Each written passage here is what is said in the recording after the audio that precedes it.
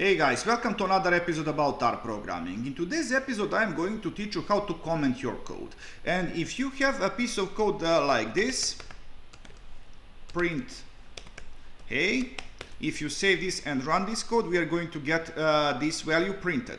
And now only thing that you have to do in order to comment this code is to put pound value in front of this line. Save it, run it, and of course we are going to get nothing printed.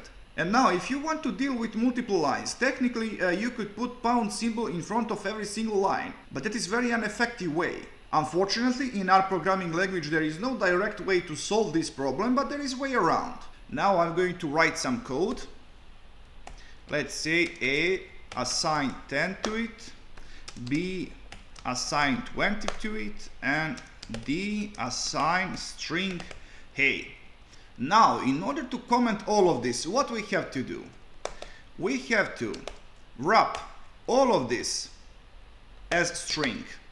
And of course, in here we need escape characters like this. But now, if we save this code and if we run this code, we are going to get this entire piece of string printed.